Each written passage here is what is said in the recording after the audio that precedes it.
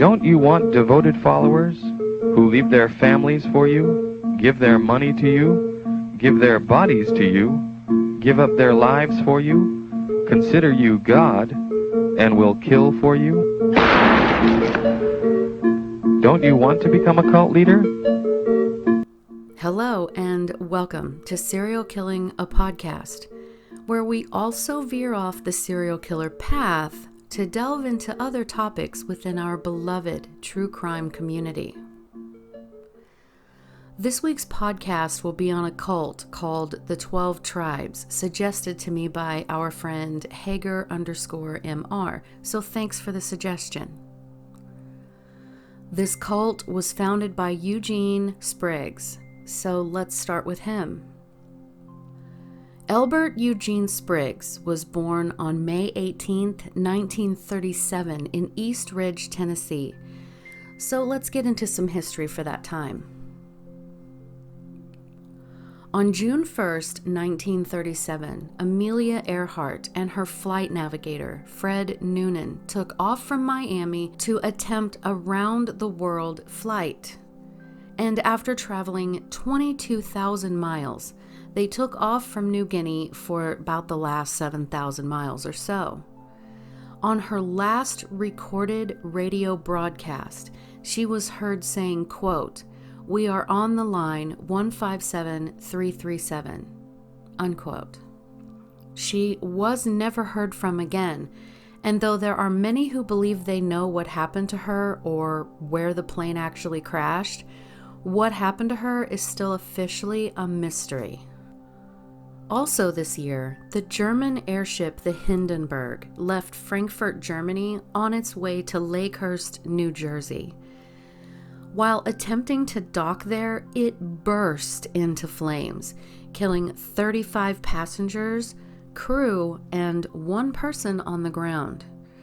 The event was recorded, so you can Google it and see it if you'd like. Aviator Howard Hughes this year broke his own transcontinental flight speed record when he flew from Los Angeles to Newark. He made that flight in 7 hours, 28 minutes, and 25 seconds. British author J.R.R. Tolkien published his fantasy novel, The Hobbit, and it quickly became quite popular. It was actually nominated for the Carnegie Medal Award for Children's Literature, and of course we're all familiar with the Lord of the Rings movies. In Chicago, the first blood bank opened in 1937, established by Dr. Bernard Fantis. His facility stored and preserved blood, making medical procedures so much easier for doctors who now didn't have to have a donor right there and present. Also in 1937, San Francisco's iconic Golden Gate Bridge was opened. The construction started in 1933, and it cost $35 million to complete.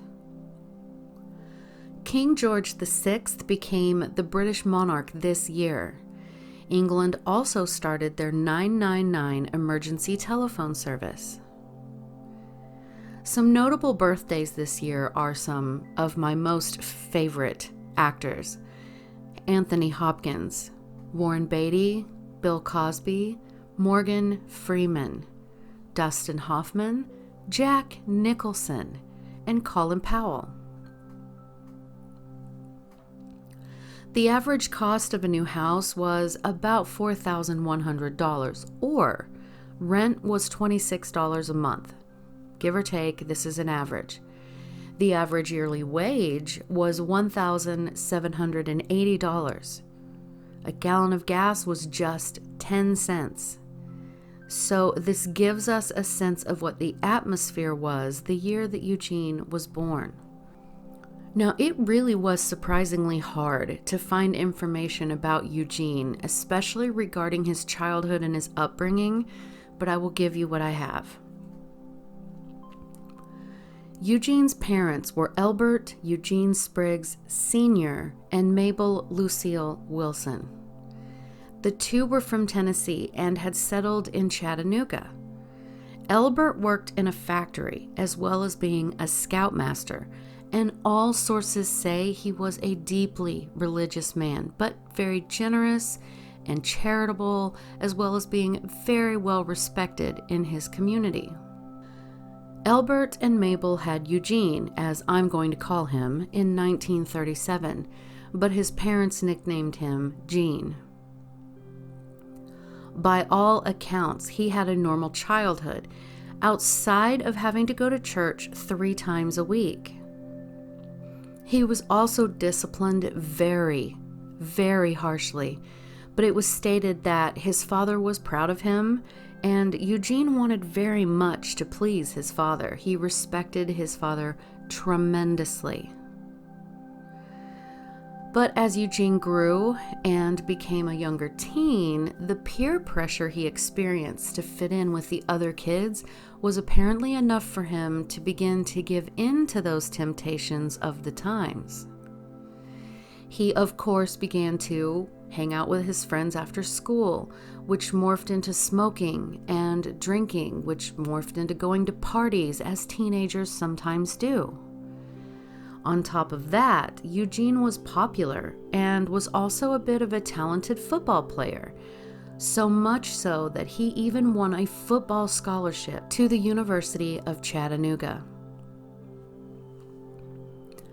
But according to the 12 Tribes website, Eugene knew he was a disappointment to his father, or at least his behavior was very disappointing, and he felt really bad about that. He rushed into a marriage at 19 years old, which didn't last very long. The two were divorced in 1960. But after high school, he used his football scholarship to study psychology. Yes, folks, psychology.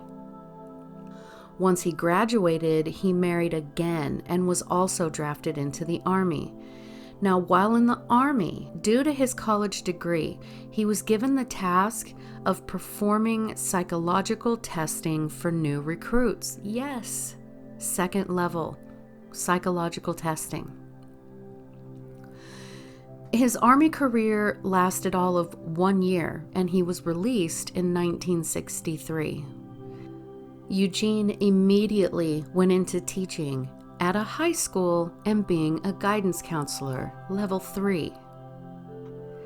Life settled a bit for him, and he and his wife had their son, Tyron. Then, sometime in the mid-60s, he was offered a job at the carpet manufacturer factory that his father had always worked for. The business was called Dixie Yarns, and they were expanding, branching out, building 2 additional facilities. Eugene was in charge of hiring the hundreds of new and needed employees, level 4. I mean, we can see that with a psychology degree and then learning the psychological factors that the Army is looking for acceptable soldiers, which is trainability, moldability, conformity. He was a high school teacher around teenagers, influencing teenagers, and a guidance counselor.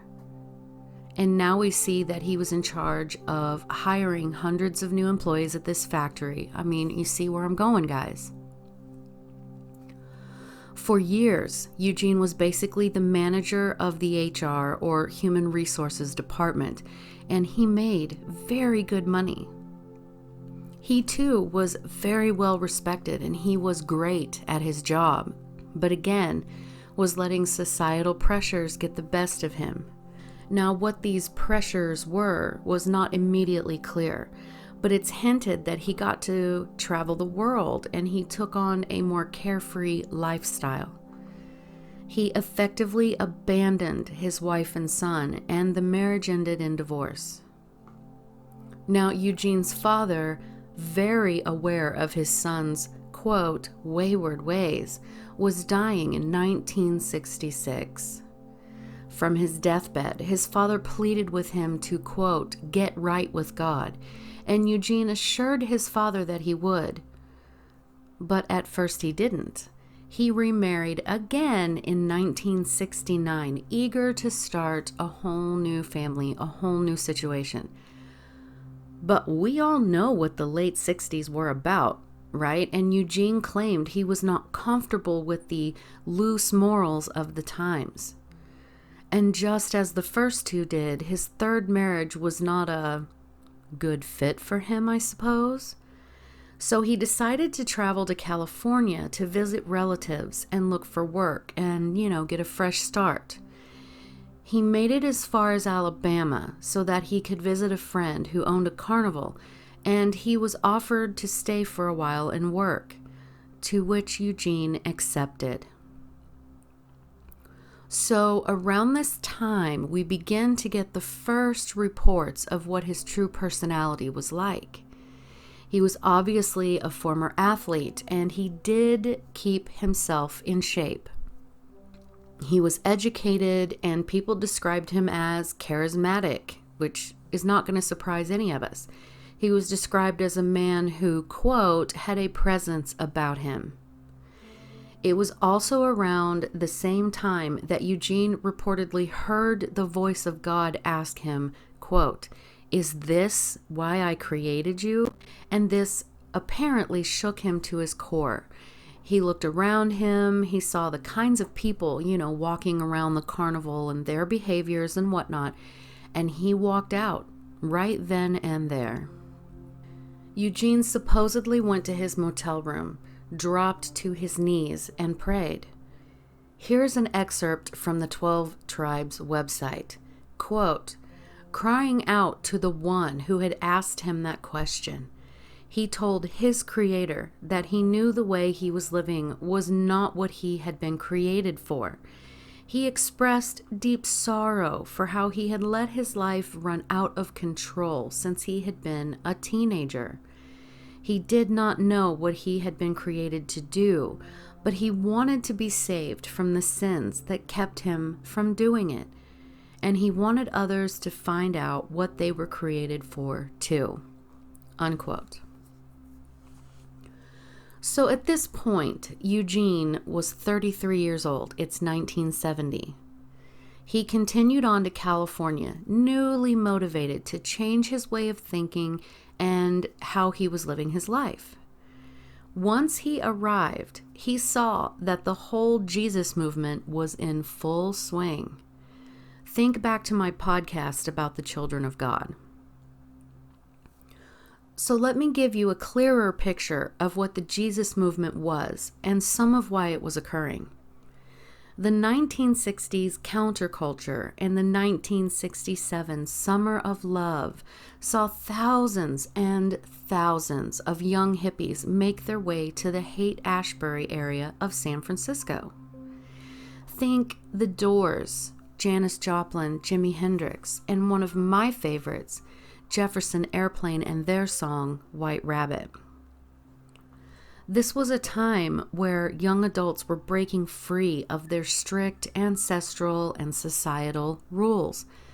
They wanted to celebrate personal expression, experiment with drugs, be able to have free sex.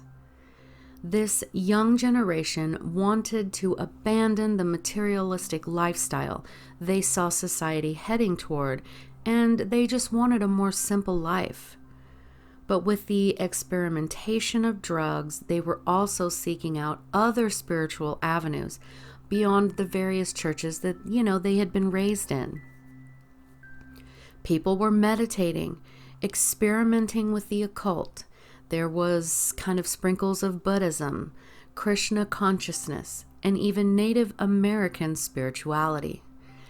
And this all sounds super amazing, except with the drugs came the dependency, the sex, unwanted pregnancies, and STDs.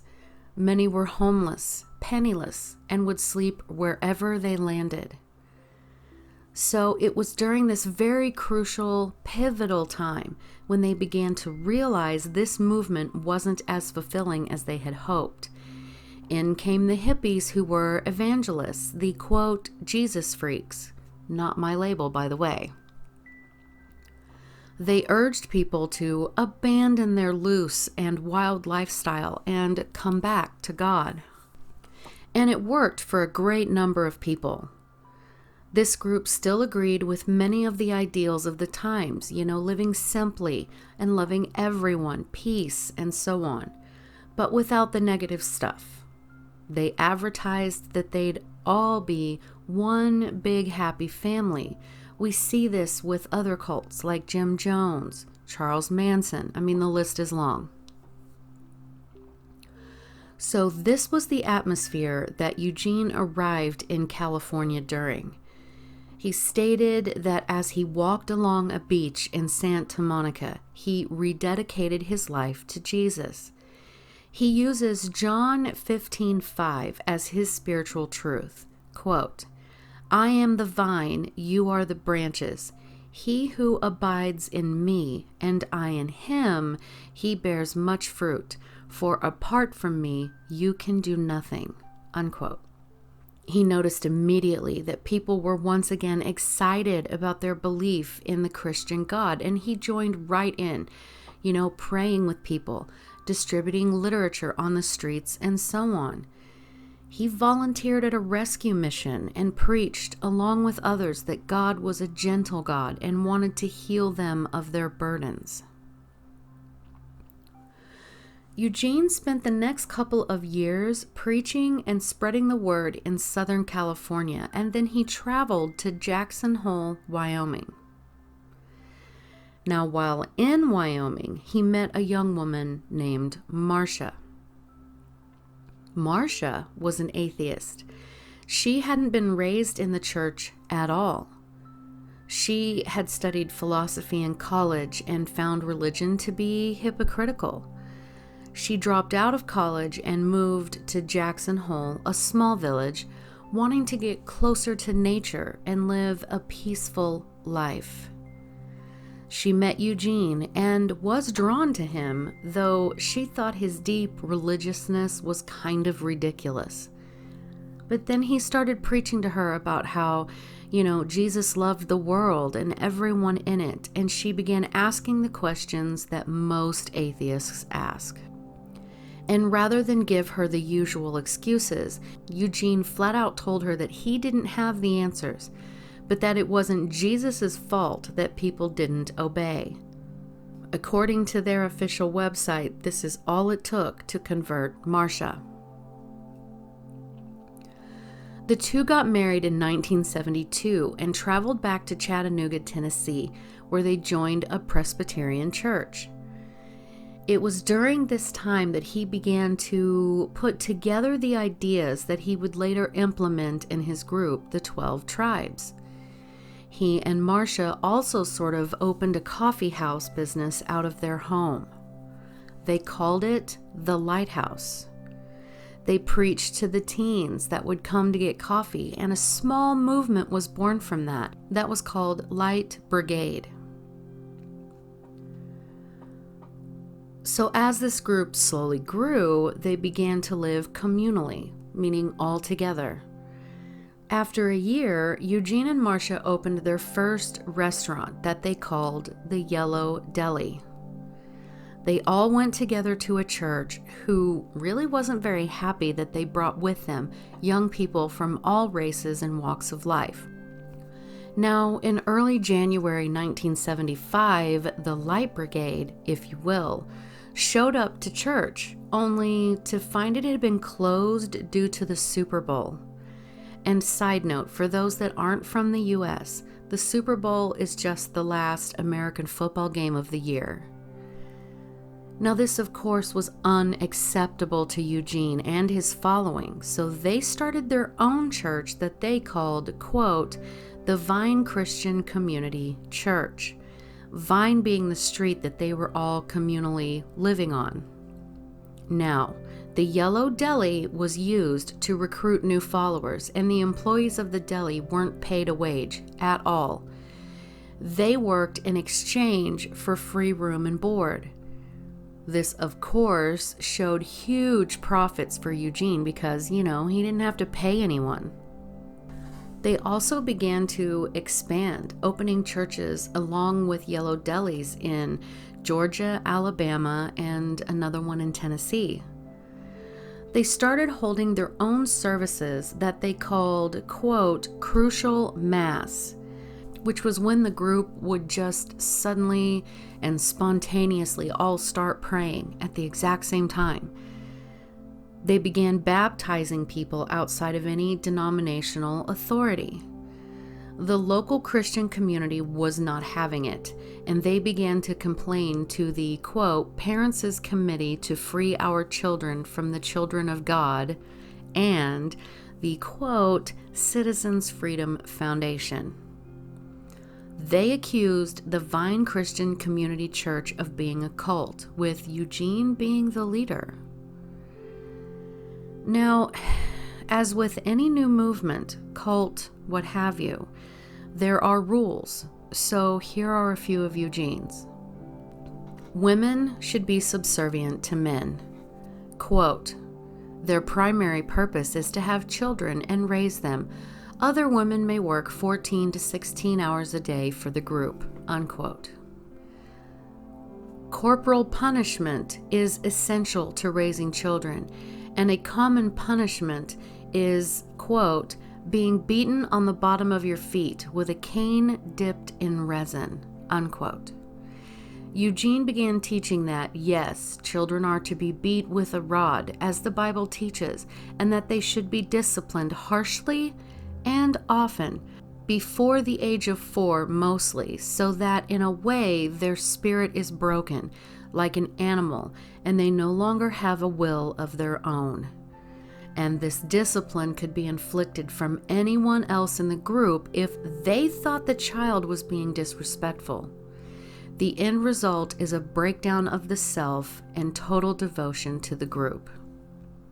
Eugene, who began calling himself, quote, the prophet Yannick, also began preaching that, quote, black people are destined for slavery and homosexuals should be put to death, unquote.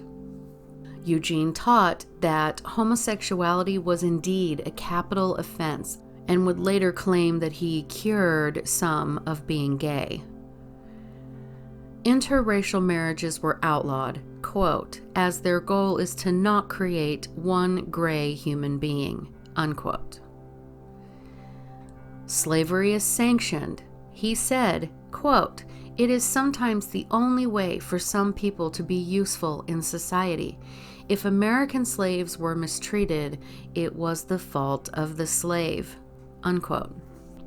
Eugene also teaches that Jews were guilty of the blood of Christ, but then he maintains that they're not anti-Semitic because they observe the Sabbath, Yom Kippur, and the youth have bar mitzvahs.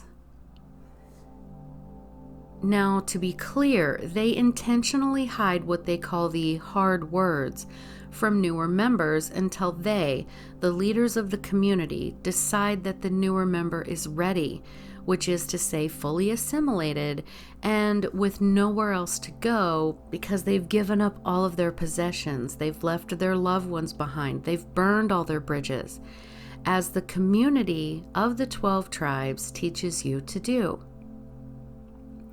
Once, Eugene showed up to a new follower's parents' house when the parents tried to forbid their daughter from joining the group.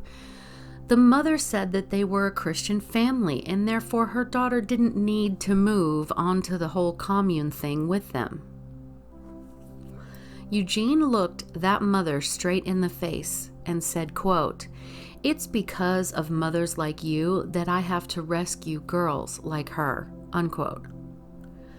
The group continually reminded this girl that Satan was working through her parents to poison her mind.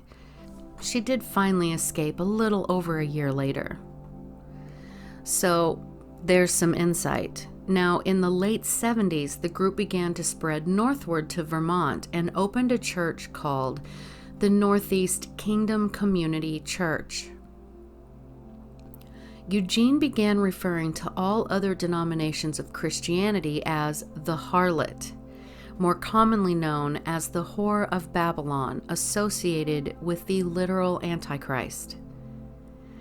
The delis down south began to flounder and the group was in debt, so they did reluctantly close many of the delis and churches down there, at least at that point, and they stayed in Vermont. Some groups began accusing the 12 tribes, as they are now known, of mind control and severe child abuse. Children are homeschooled exclusively and are subjected to child labor, basically slavery. The group has been accused of breaking child labor laws. They retorted with the fact that the businesses were, family-owned businesses, and therefore the children were just helping out. But they have been found guilty on occasion and fined. The mind control consisted of super heavy thought reform, which included rules about how often men who were single should masturbate, which, by the way, is every other day or maybe every 3 days. And while committing the act, you are not allowed to be thinking about anything at all, that it is to be a, quote, mechanical release. There is also an apparent and very descriptive, that I'm not going to get into, way to use toilet paper as well. Now, people that lived near the 12 tribes that either witnessed the child abuse or found out about it complained. People found out that members were working an insane amount of hours per day with no days off in the delis, and then the other businesses that began to spring up from the group. And yet, like in 1984, the Vermont State Police and Vermont Social Rehabilitation Services were forced to release 112 children that they had actually seized from the group, based on the raid being deemed unconstitutional, and then somehow the case was dropped in 1985. By 1989, the group was just widely accepted at this point and began to grow exponentially, including branches popping up in Canada, Australia, Brazil, Spain, Germany, Argentina, and even in the UK. They were working under the name Messianic Communities then. As of 2008, they have reopened a yellow deli in Chattanooga after nearly 30 years of leaving. Some of the names of their businesses are Parchment Press, BOJ Construction, Commonwealth Construction, Greener Formulas, Common Sense Farm, Simon the Tanner, Common Ground, and of course their yellow delis. So in July 2019, supposedly the FBI has released a 40-page summary from their investigation into the group, namely the child abuse. However, I couldn't find the results of this. So far this year, 2020, the Australian authorities have put together their own group and executed a search warrant to look into the child abuse allegations. Germany's communes have been raided and 40 children were removed after proved abuse. There are searches being conducted as of this week, March 18th, 2020, for the remains of suspicious stillborns in New South Wales, Australia. Adults who grew up in the cult speak about getting upwards of 30 spankings a day, sometimes starting as young as 6 months old. They say the leaders controlled their medical care, controlled their food, they controlled when married couples could have sex, and how often people are allowed to see their own families. And the 12 tribes is still very much around. And if you try to find out whether or not Eugene is still alive, good luck. Let me know, because I could find nothing saying that he had died or where he is currently, nothing. So if he is still alive, he is now 83 years old. Their website has Eugene's biography on there, as well as a lot of very, I would say, interesting media. It's 12tribes.org. So if you go to 12tribes.org and you click on articles at the top, there's a picture of a kid at some sporting event, and the title of that card says, quote, "When the spanking stopped, all hell broke loose," unquote. I clicked on it, which took me to a video where they are basically saying you have to beat your child with a switch in order for them to respect and love you. Now, according to Psychology Today, spanking is associated with less compliance than other forms of discipline. It causes physical pain, which leads to fear and confusion in children, which then interrupts the lesson the parents are trying to teach the children. Also, using aggressive punishments as discipline for aggressive behavior actually backfires. Using violence to solve violence is not a good way to do it. And finally, it leads to increased negative behaviors. But, guys, that's a whole other study and a whole other podcast. Thanks for listening.